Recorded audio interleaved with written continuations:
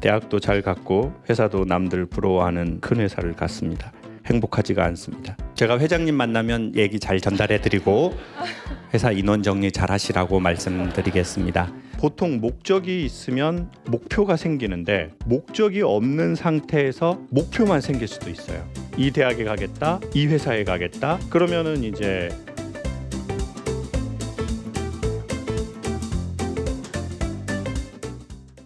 안녕하세요, 강사님. 현재 고등학교 때문에 서울에 살고 있는 고등학교 3학년입니다. 제가 트로트 가수가 꿈입니다. 초등학교 때부터 트롯을 했습니다. 지금은 판소리 전공으로 학교를 다니고 있어요.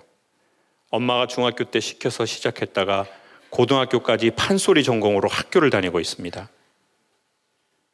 대학교를 위해서 서울로 왔지만 엄마가 바라는 꿈이 점점 커지고 계세요. 어떻게 해야 할까요? 엄마는 많습니다, 세상에. 초등학교 때부터 트로트 가수가 꿈이었어요? 네, 초등학교 때부터 트로트 가수가 꿈이었고. 어떤 계기가 있었어요? 이것도 엄마가 처음에 시켜서 했었는데 시킨 것보다 제가 이제 재롱잔치 하잖아요. 그때 이제 당시 박구윤의 뿐이고. 뿐이고. 네, 조금만 그게... 해줘요. 네? 뿐이고 조금만 해줘. 트로트 조금만요. 내 사랑은 당신뿐이다. 네. 좋다. 가요제 같은 게 있었는데 엄마가 한번 6살 때 내보내셨어요, 저를. 근데 그때 우연히 제가 대상을 받고 이제 그 뒤부터 시작해서 제가 미스터 트롯도 나왔었고 네, 이렇게 계속 하고 있는데 이제 중학교 때 엄마가 판소리 해보아라 해서 이제. 근데 왜 갑자기 트로트에서 판소리로 넘어갔어요? 엄마가 판소리를 좋아하세요. 독특한 네네. 분이네, 그 엄마. 네네.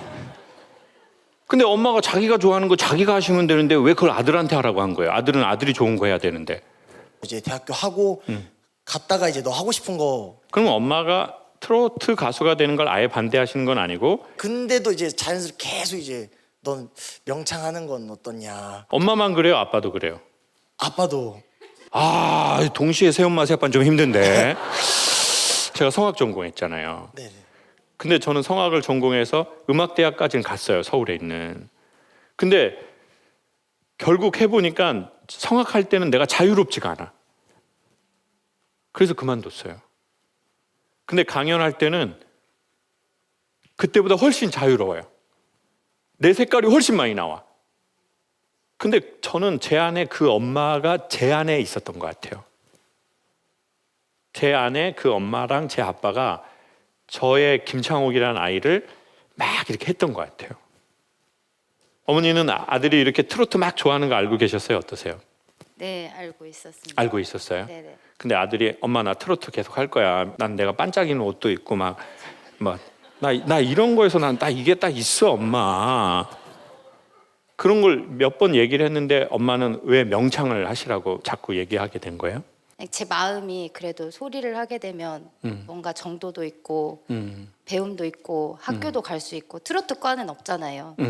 그래서 이제 제가 그렇게 많이 생각을 하고 아이한테 이렇게 이야기했던 것 같아요. 근데 이제 예를 들어 이런 건 있는 것 같아요. 저는 이제 어머니 말씀대로 성악을 한 거잖아요. 저도 그 생각을 했어요. 나는 세미 클래식을 하고 싶은데 그러려면 클래식을 해야 된다. 그래서 이제 성악을 한 것 같아요. 근데 결론적으로 제 생각은 세상은 어떤 하나에 딱 맞는 정답을 내기가 매우 어렵다. 인생은 매우 버라이어티하다. 내가 계획한 대로만 되지는 않는다. 어머니들의 계획대로 됐다면 지금의 남편과는 살지 않을 거라고 생각해요. 사람들은 사랑하는 사람하고 결혼을 보통 하지 않고요. 결혼할 때쯤에 만난 사람하고 한대요. 맞는 것 같아요? 그게 남편하고 같이 와서 할 소리는 아니라고 생각해요. 그럼 무슨 말이냐면 어떤 인간은 엄마 아빠들은 지금 살아봐서 알 거예요. 뭔가 희한한 때가 있어요. 그러니 삶이라는 것을 이렇게 되지 않는다. 그리고 이렇게 되려고 이렇게 3년 5년 준비했는데 안 돼. 그러면 그때 너무 인간이 실망스러운 거예요. 힘이 빠지고 내가 그거를 위해서 3년, 5년을 참고 여기까지 왔는데 내가 계획한 대로 안 됐어요. 나 운동선수 하겠다고 운동 10년, 12년 했는데 부상이 있어가지고 운동선수 끝났어. 그러면 그때 이 아이들이 정신을 차릴 수가 없어요. 그래서 저는 어떻게 생각하냐면 엄마의 의견과 아이의 의견이 부딪힐 때는 엄마의 의견을 말하고 아이의 의견을 밀어줘라. 왜요? 여기에서 얻는 건 뭐예요? 삶의 주체자가 나라는 것을, 그리고 그거에 대해서 내가 책임질 것을 배우는 기회가 왔다는 거예요. 근데 아이가 의견이 없어요. 그냥 엄마가 지금 하라고 하면 할 그거야. 그러면 아이를 좀 이렇게 가져가도 좋은데 이미 아이는 그게 섰어. 나는 내가 어디로 가고 어떻게 하고 이게 이미 생겼다고요. 그러면 자녀를 밀어주는 게 어떠냐, 부모님들에게. 왜? 그러면 자녀 말대로 하면 돼요? 아니요. 10중 8구, 10중 9구 안 될 수도 있어요. 근데 그러면 그 시간 속에서, 그 관계 속에서 뭘 알아요? 아, 내 인생에 정말 중요할 때에 엄마와 아빠의 의견이 이쪽이었고 내 의견이 이쪽이었는데 엄마가 미래를 어느 정도 예견했지만 나를 존중하고 나를 주도적 인간으로 만들려고 나를 밀어줬구나. 그러면 그 엄마에 대해서 뭐가 생기겠어요? 믿음이나 엄마의 인격에 대한 신뢰나 나에 대한 존중에 대한 고마움이나, 사실은 부모하고 자식 간의 관계에서는 그걸 얻어야 된다고 생각해요. 왜? 트로트 하다가 사업을 할 수도 있고요. 트로트 하다가 어디 이민을 가서 무슨 교수님을 할 수도 있고, 사람의 앞날은 너무 한치 앞이 예견이 안 돼요. 제가 성악할 때 성악 전공하고 시립합창단까지 갔으니까 음악 계속 할 줄 알았죠. 20년 했는데요. 그러니 무엇이 되는 것보다, 어떤 일을 하는 것보다 더 중요한 건 우리 삶의 질이라고 생각하거든요. 그러니 만약에 저라면, 제가 작은아버지 큰아버지라면 아이가 이미 의견이 정해졌으니 아이의 의견을 밀어주자. 그러면 그것대로 성공하냐? 아니라는 거죠. 그건 몰라요. 그걸 알 수 있는 분은 용한 분밖에 없어요. 5월에 귀인이 온다 이런 거는 저는 몰라. 저는 뭐 귀신이 안 알려줘가지고 몰라요. 근데 진짜 중요한 건 뭐예요? 아이의 부모님과의 신뢰관계, 유대관계. 그러므로 아이는 여기에서 더 책임감 있게 하려고 할 거예요. 근데 아이가 원하는 대로 트로트만 했는데 안 됐어. 그럼 엄마가 그때 가야죠. 엄마가 뭐라고 했어 이 새끼야. 엄마가 그때 대학 가라고. 그렇게 얘기를 했는데 그 김창호 그놈 새끼가 그냥 그 밀어주라고 그래가지고 처음 밀어줬다고 내가. 제가 뭘 말하는 거냐. 그렇게 해서 트로트 가수가 되는 것보다 더 중요한 근본의 게 있다는 거죠. 아이 트로트 가수 안 될 수도 있어요. 근데 지금은 아이가 간절히 원하는 게 그거잖아요. 그거 생기기가 쉽지 않거든요. 그리고 트로트 가수 하려는 노력으로 다른 거 하잖아요. 뭐든 잘 될 확률이 있어요. 진짜 중요한 건 우리들 아이들 마음에 자기가 주체적으로 해보고 싶은 것이 생기는 것. 그게 이루어지는지는 그리 중요하지 않다. 아이 그거 어떻게 알아요? 그거 뭐 우리 어머니들 남자 처음 만남 가지고 막 손잡은 분이 지금 남편 아니잖아요. 저라면 그렇게 추천하겠습니다. 그건 왜냐하면 아이가 삶의 주체자이기 때문입니다. 그리고 아이는 이미 자기의 우주를 형성했고 이건 축하할 일이고, 왜냐하면 대부분 아이가 그게 없거든요. 내가 정말 원하는 게. 우리 엄마가 아이한테 영상 메시지 한번 해주세요. 영우야, 미안해. 앞으로 존중하고 사랑할게. 널 응원할게. 사랑해. 그래, 우리 아들도 엄마 아빠한테 한마디 해줘요. 계속 얘기 들으면서 이제 새엄마 찾아 떠나야 되나 생각을 했는데 계속 밀어주신다면 우선 엄마가 원하시는 대로 대학도 열심히 하고, 네 그때 돼서도 또 뭐라고 하면 그때 다시 새엄마 찾도록 하고. 그래요. 네 엄마 한번 안아주세요. 아유, 우리 엄마 얼마나 뿌듯합니까? 그 피덩이 같은 생명을 힘들게 갖고 낳았는데 그 아이가 이제 엄마보다 훨씬 체격이 좋은 이렇게 산 같은 아들로 성장했다는 게 참 수많은 일들이 있었을 텐데. 네. 감사합니다, 어머니. 네. 여러분이 주신 글입니다. 요즘 취업 준비로 마음이 막막할 때가 참 많이 있습니다. 내가 잘 해낼 수 있을지, 일할 곳은 있는지 이런저런 고민을 하다 보면 늦게 잠드는 때도 많아집니다. 저뿐만 아니라 취업 준비로 불안한 시기를 보내고 있을 20대에게 선생님의 위로 한마디 많은 도움이 될 듯하여 몇 자 적어봅니다. 항상 건강하세요. 감사합니다. 그 만으로 26살인 김민정이라고 하고요. 취업 준비를 시작한 지는 사실 얼마 되지 않았는데 계속 이제 사람들을 만나는 장소에 잘 가지 않고 뭐 독서실 가거나 집에 혼자 있거나 하는 시간이 많이 되다 보니까 내가 할 수 있을까? 약간 내가 나를 받아줄 회사가 과연 있을까? 약간 이런 생각들이 되게 많아지더라고요. 지금 많은 분들이 우리 만으로 26? 네, 26. 네, 20대가 만 얘기하는 건 오늘 처음 봤습니다. 주로 40대 넘어야 뭐 만 나이를 얘기를 하는데 우리 20대인데도 만인 걸 많이 강조하시고 그리고 되게 예의 있는 것 같지만 자기의 의견이 명확하고 고집과 신념이 확실하고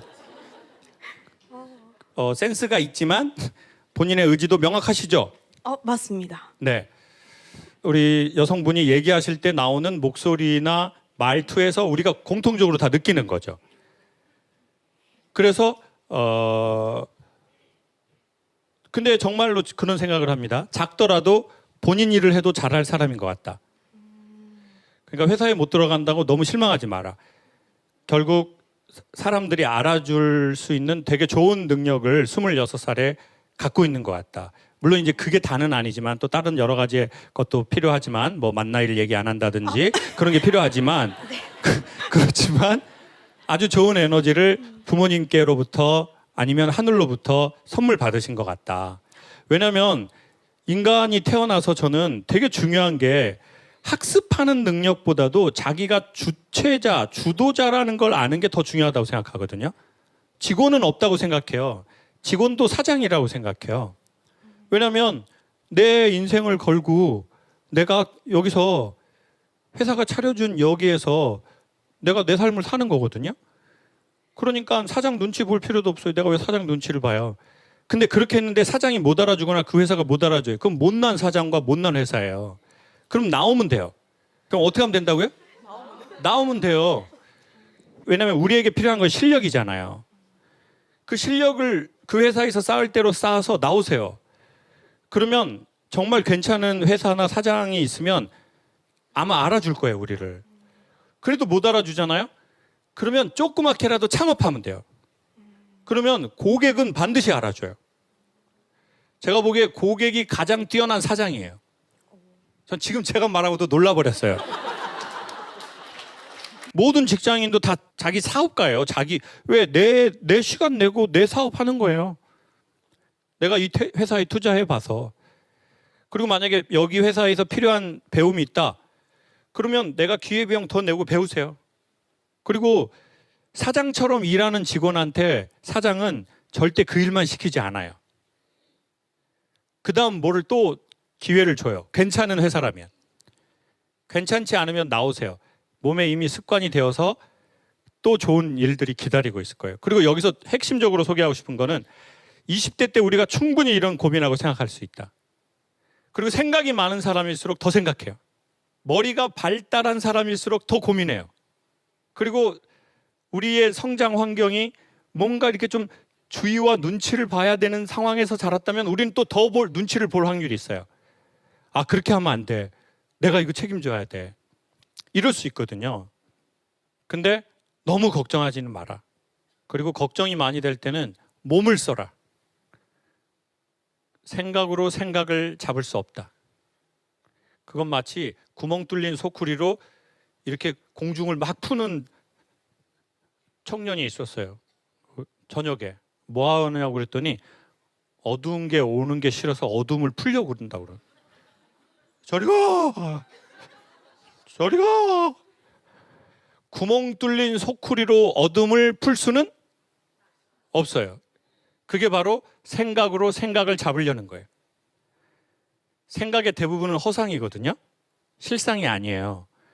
근데 그거를 잡을 수 있는 것은 몸을 쓰는 거예요. 몸 쓰는 건 두 가지입니다. 내가 좋아하는 운동을 하거나 내가 좋아하는 노동을 하거나. 좋아하는 거 하면 효과는 더 좋아요. 뭐 설거지 같은 거, 집 청소. 좋아해요? 아, 안 좋아합니다. 안 좋아해요? 미래가 불투명해요 지금. 자, 그럼 몸 쓰는 거 뭐 좋아해요? 좋아하는 거 뭐 있어요? 아, 최근에 그래서 헬스를 시작했습니다. 아, 헬스. 네. 좋아요. 그건 잘 맞아요? 네, 잘 맞는 것 같습니다. 아, 좋아요. 그러면 생각이 들 때는 헬스를 하세요. 집에서 푸시업 같은 거 300번씩 이렇게 하고 자야 돼. 그리고 찬물에 샥 샤워하고 그냥. 그러면 어떻게 되느냐? 필요한 생각만 남게 될 거예요. 진짜 해야 될 생각만. 그리고 나머지는 다 허상이라는 걸 알게 돼요. 좋아하는 운동을 하시거나 좋아하는 노동을 해야 됩니다. 단 여기서 매우 중요한 원칙은 정기적으로. 뭐라고요? 정기적으로 해야 합니다. 삘 받은 날 하고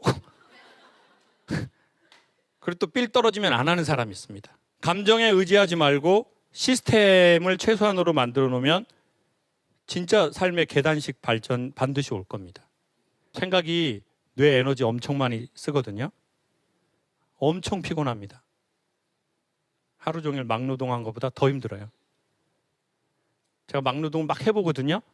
3년째 일주일에 한 번에서 2번을요. 그거는 이제 피로하잖아요. 그럼 끝나면 정신이 돌아와요. 근데 생각만 막 많이 하잖아요. 이건 진짜 우리의 뇌를 상하게 할 겁니다. 그리고 만 26살에 이런 강연을 온다는 것은 쉽지 않은 일입니다. 본인 삶에 이미 모든 의식과 이미 어른된 생각이 있으니 잘 되실 거예요. 사회초년생입니다. 이렇게 사는 게 맞나 싶습니다. 대학도 잘 갔고 회사도 남들 부러워하는 큰 회사를 갔습니다. 행복하지가 않습니다. 더 이상 이룰 것이 없고 목표도 없고 인생에서 더 이상 어떤 의미를 찾아야 할지 모르겠습니다. 쳇바퀴 같이 이렇게 평생을 살아야 할까요? 아침에 매일 눈 뜨면 그 이유가 무엇인지 모르겠습니다. 사회초년생이면 입사하신 지 몇 년 되셨을까요? 올해로 2년 차예요. 2년 차. 작년에 입사했어요.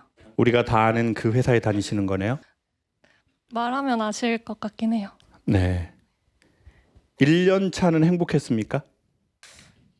그때는 지금보다는 괜찮았던 것 같아요. 아, 그때는. 네. 근데 조금 무의미하고 좀 덜 행복하고 뭔가 집중되는 것도 없다라고 느낀 게 한 얼마 됐어요? 한 4개월 정도 된 것 같아요. 아, 지금부터 4개월? 네. 오늘은 누구랑 오셨어요? 오늘 회사 동기랑 같이 왔어요. 회사 동기도 이런 마음은 아니잖아요. 그렇죠? 비슷합니다. 아, 비슷해요? 만나면 맨날 같이 그런 얘기 하는 것 같아요. 제가 회장님 만나면 얘기 잘 전달해드리고 회사 인원 정리 잘 하시라고 말씀드리겠습니다. 그런데 한번 여쭤보고 싶은 게 이제 사람이 우리가 목적이 있고 목표가 있잖아요. 이제 목적은 약간 소프트웨어. 이렇게 어떻게 살기를 원한다라는 어떤 이런 소프트웨어적인 거고 목표는 타겟입니다. 이 대학에 들어가겠다. 이 회사에 들어가겠다. 이 직업군을 하고 싶다. 이런 거. 근데 우리가 가끔 보통 목적이 있으면 목표가 생기는데 목적이 없는 상태에서 목표만 생길 수도 있어요. 이 대학에 가겠다, 그 전공을 하겠다, 이 회사에 가겠다, 그 일을 하겠다, 이런. 근데 여기서 이런 생각을 들더라고요. 자, 대학을 잘 갔다, 회사도 큰데 우리가 들어갔다, 거저 좋은 대학에 가고 거저 좋은 회사에 들어가지는 우리가 않았지 않겠습니까? 우리는 그 흔히 말하는 좋다라고 하는 대학에 들어가기 위해서 상당히 많은 시간 반복해서 노력을 했을 겁니다. 그리고 또 큰 회사에 들어가기 위해서 우리는 또 대학 시간을 꽤나 원하든 원치 않든 뭔가 노력하면서 보냈을 것 같아요. 그러면은 이제 우리가 막상 들어갔는데 내가 원하던 게 아닌데 이게.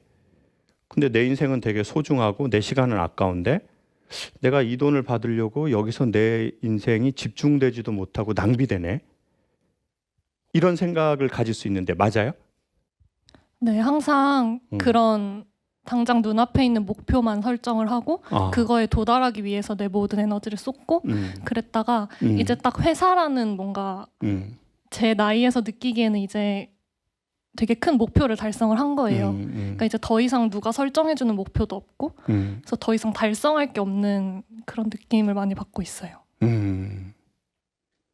제가 우리 여성분이 느낀 감정과 조금은 비슷한 감정을 좀 느꼈어요. 유퀴즈를 찍었어요. 이제 유재석 씨가 이렇게 조세호 씨랑 앉아 있고 출연자가 이렇게 들어가는 거예요. 그 공간으로.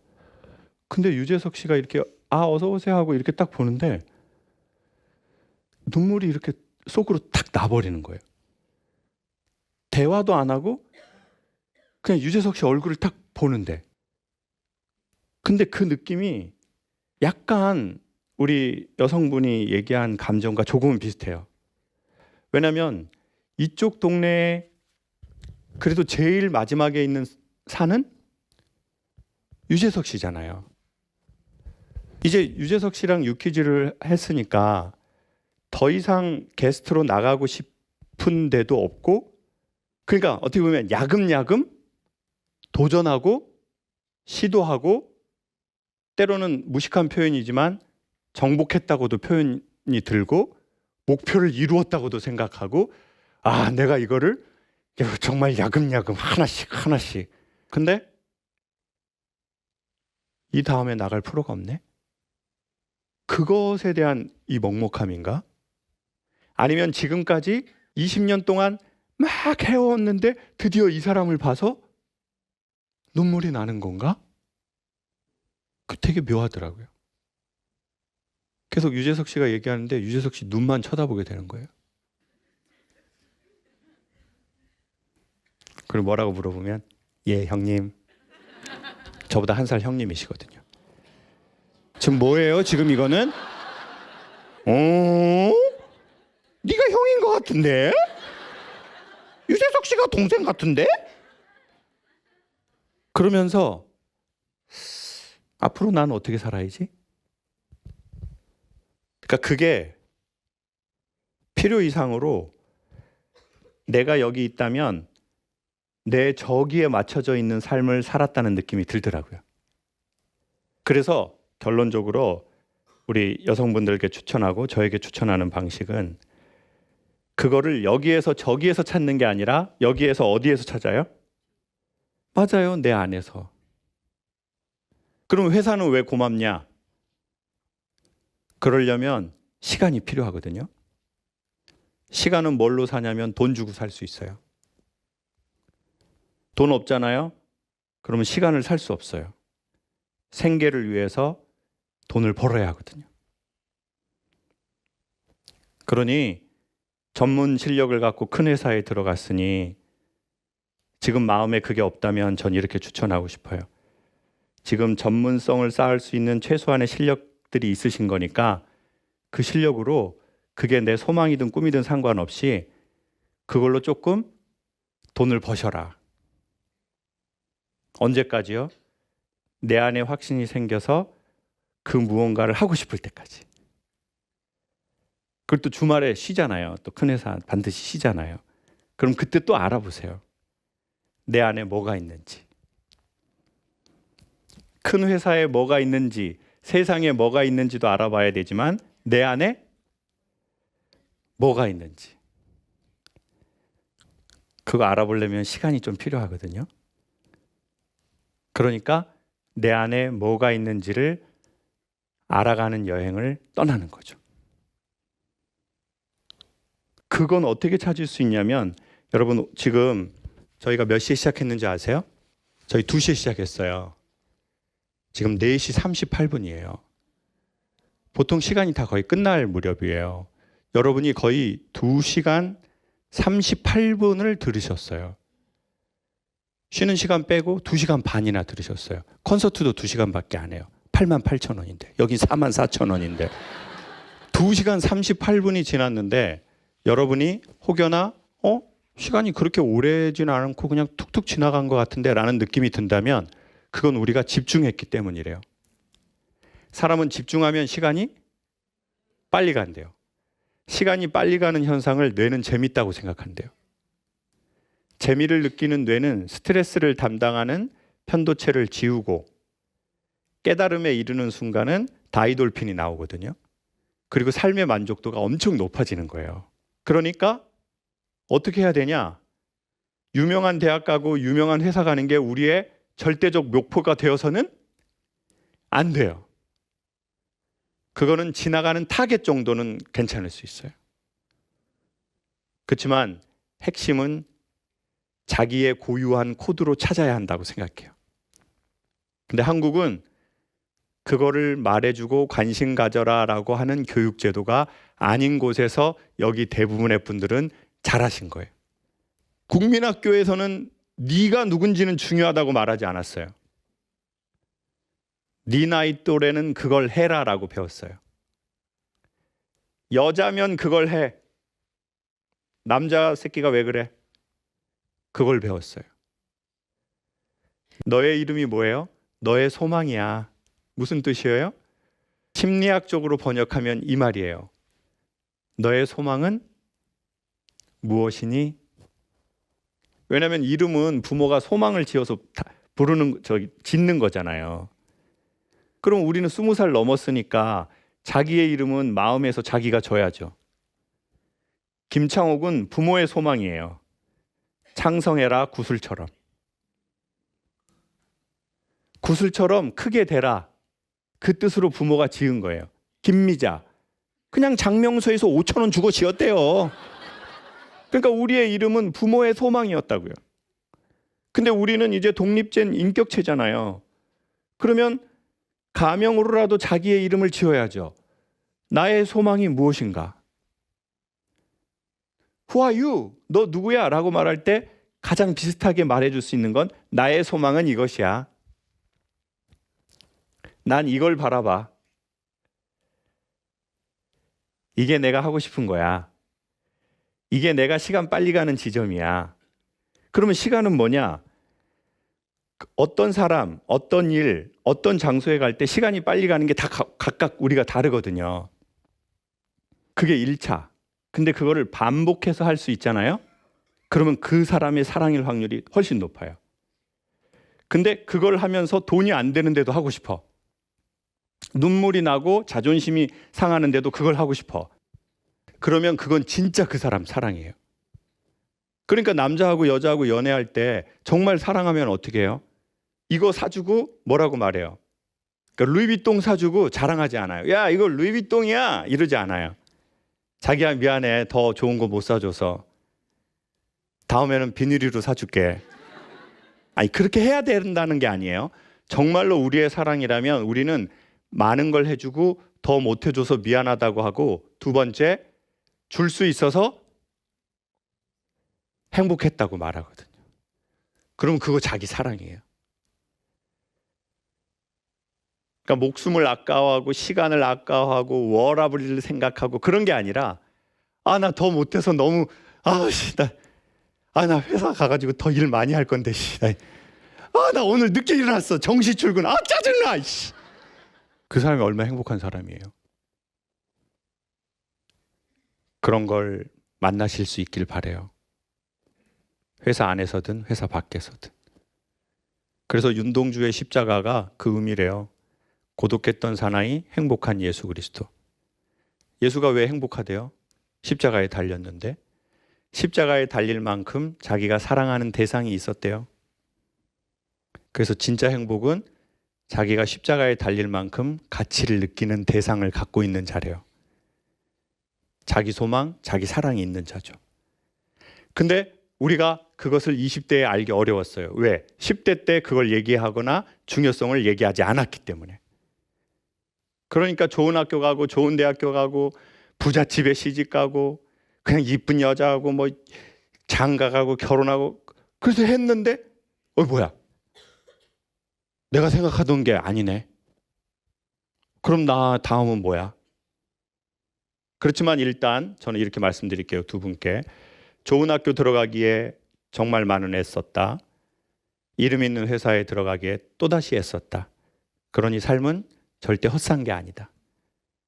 그러니 이제 그 자산을 가지고 자기의 이름을 조금씩 찾아보자. 들어가기 어려운 회사에 들어가신 거 축하드려요. 그리고 소망을 찾으려는 마음을 갖게 된 것도 역시 또한 인생을 걸고 두 분에게 축하드립니다. 그리고 이 영상을 우리 회사분들이 보지 않았으면 좋겠습니다. 모자이크 처리해 드릴까요? 네, 그러면 두 분만 빼고 나머지 분 다 모자이크 처리해 드리도록 하겠습니다. 박수 한번 주세요. 국악 전공이며 작년 크리스마스 이브에 결혼을 한 새 신랑입니다. 정가라는 전통 성악 전공인데 전공으로는 수입이 거의 없거나 매우 적습니다. 그래서 20년 가까이 해온 전공인데 돈을 벌자면 당장이라도 그만둬야 하고 좋아하고 잘하는 일을 하자면 계속 정가를 해야 하고 애써 스스로는 차분하고 괜찮아지겠지 다독이지만 주변의 우려는 그렇지 않은 것 같습니다. 돈, 좋아하는, 잘하는 일, 가족들의 걱정 이 중간에서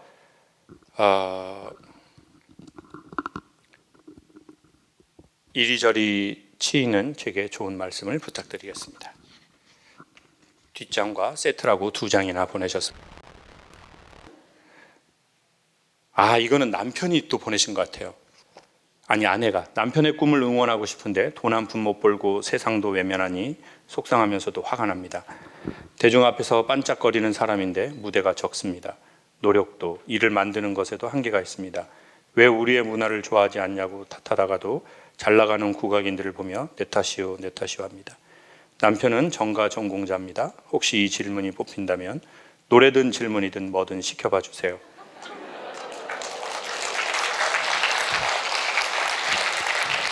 저만의 착각인지 오빠의 꿈을 응원해도 되는지 객관적 시선으로 바라보고 싶습니다.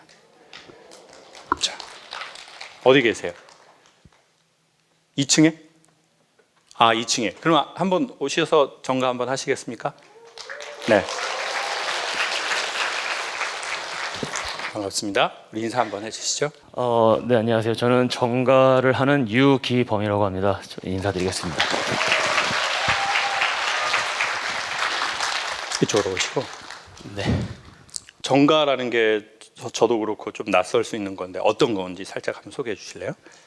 네, 아마 판소리나 민요는 좀 많이들 익숙하실 거예요. TV에도 많이 나오고 뭐 교과서에서 배웠던 기억도 많이들 나시고. 그런데 이제 정가라는 거는 이제 교과서에도 한 페이지 정도 이렇게 뭐 감상해보자 이 정도로 끝이 나고, 그리고 판소리랑 민요는 이제 민소각이라고 해서 팝의 개념인 반면에 정가는 이제 궁중이나 양반들, 이제 지식인들에서 향유하던 거라서 이제 클래식에 속하는 그런 음악입니다. 자, 그러면 우리 바로 한번 짧게 선생님이 가장 이거는 진짜 한번 들어봤으면 좋겠다라고 하는 거, 그거 뭐 이렇게 악기가 없이도 할 수 있나요? 네, 이제 그럼 조금만 한번 해보겠습니다. 일단 네. 시조라는 거 한번 불러드릴게요. 네. 태산이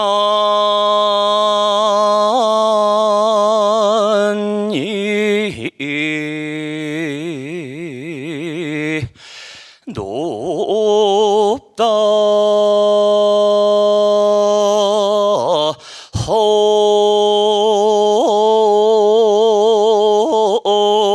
호되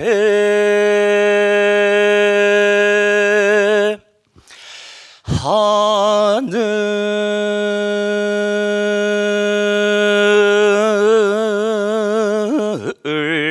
아래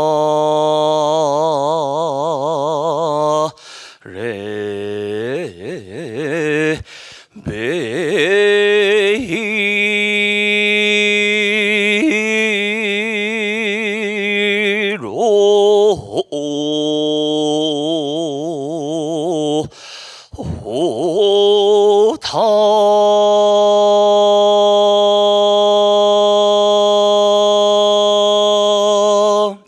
네, 여기까지입니다.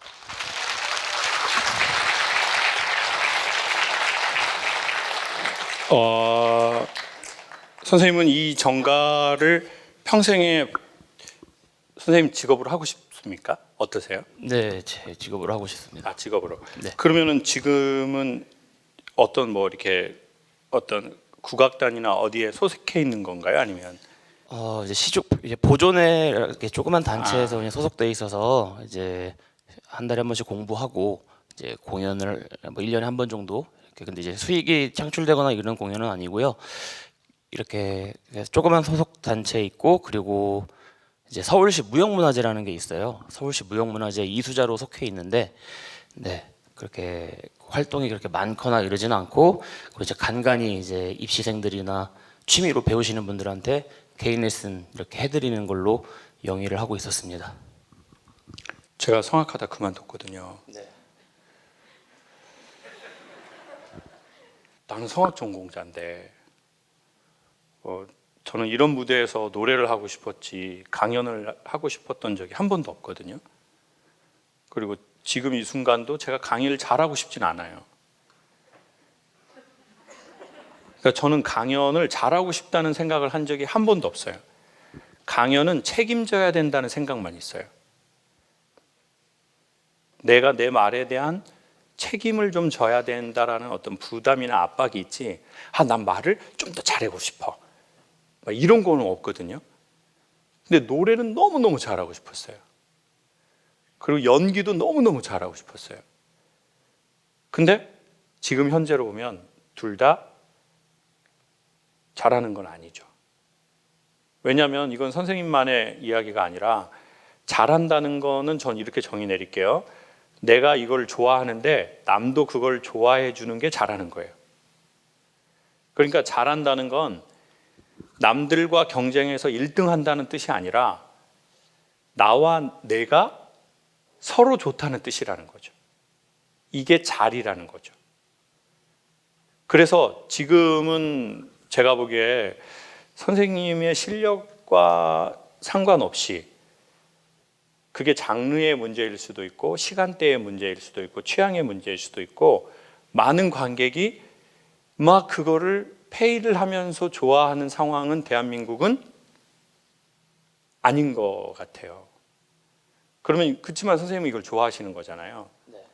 그러면 저는 어떻게 해야 된다고 생각하느냐, 좋아하는 거는 죽기까지 하면 좋다고 생각해요. 근데 그러기 위해선 잘하는 걸 해야 하는 것 같아요. 그래야 선생님이 좋아하시는 걸 죽을 때까지 할 수 있는 상황이 될 것 같아요. 저는 그 디자인 회사 뭐 그런 거 한다고 하잖아요, 조그맣게. 네. 그건 제가 좋아하는 거거든요. 그런데 그거 지금 돈이 안 돼요. 저 솔직히 많이 사줄 줄 알았어요. 근데 안 사더라고요. 세상은 냉정해요. 근데 저는 그래도 뭐 내 강연 듣고 왔으니까 사주겠지? 그건 아니더라고요. 자, 그러면 어떻게 해야 되느냐? 전 디자인에 대한 일을, 돈 안 되는 일을 계속 하고 싶어요. 세상은 돈 안 되는 일을 해야 하는 게 있다고 생각해요. 그리고 돈 안 됨에도 불구하고 하고 싶은 일이 있다는 건 엄청난 럭키가이라고 생각해요. 왜냐하면 그건 그럼에도 불구하고 하고 싶은 거잖아요. 돈이 안 되고 부담도 느끼고 미안하기도 하고, 근데 그럼에도 불구하고 난 하고 싶어. 그거를 죽을 때까지 갖고 있는 사람은 진짜 럭키한 사람이에요.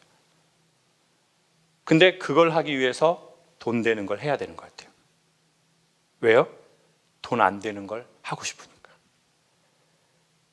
그래서 저는, 선생님 이거는 돈 안 되는 거잖아요. 앞으로도 쉽진 않을 것 같아요.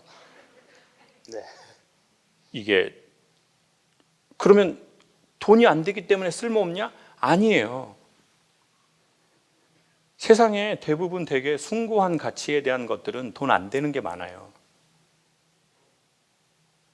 그리고 돈 안 되는 걸 하는 것이 돈에 잡히지 않는 진짜 인간의 괜찮은 지점이거든요. 그러니까 돈 되는 걸 해야 된다는 거예요.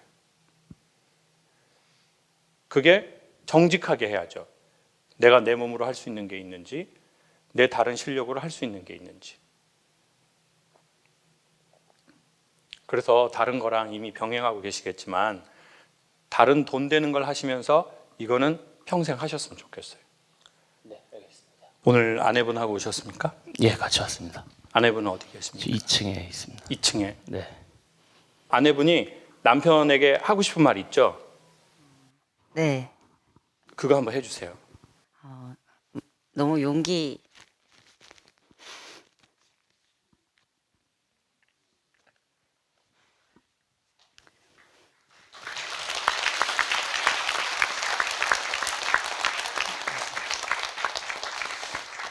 남자 눈물 닦아줘 본 적은 태어나서 처음이에요. 저 닦아줘도 돼요, 남편 눈물? 감사합니다.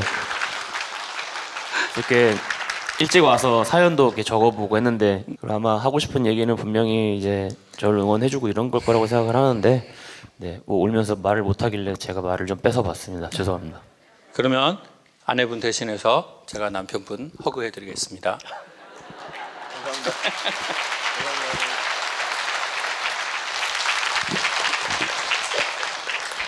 살다 보면 자꾸 돈 안 되는 걸 하고 싶거든요.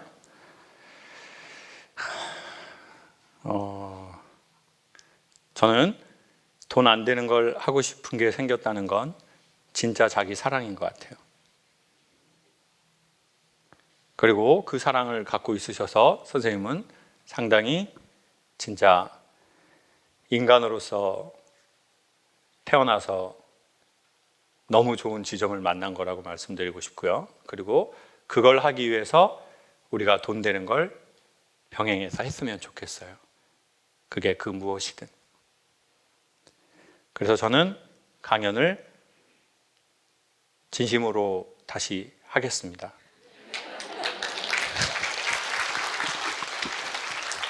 남자와 동등하고 싶거나 여자와 동등하고 싶은 대상이라면 헤어지는 걸 전 추천드릴게요. 난 자기랑 동등하고 싶지 않아. 내가 더 손해보고 싶어. 그런 사람을 만나야 돼요. 윤동주의 십자가. 첨탑 위에 달린 고독했던 사나이 행복한 예수 그리스도라고 말하거든요. 예수는 십자가에 달릴 만큼 사랑하는 대상이 있었다는 거예요. 그게 행복이라고 말하는 거죠. 십자가에 달리고 싶지 않아. 내가 오른팔이면 너도 찍혀야 돼. 왼팔. 그게 동등해. 왜 나만 찍혀 이 새끼야.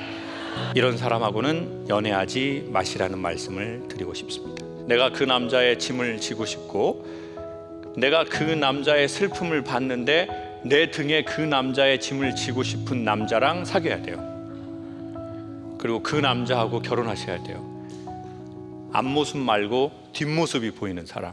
결국은 상대방이랑 결혼하는 것 같지만 자기 애정과 저는 결혼한다고 봐요.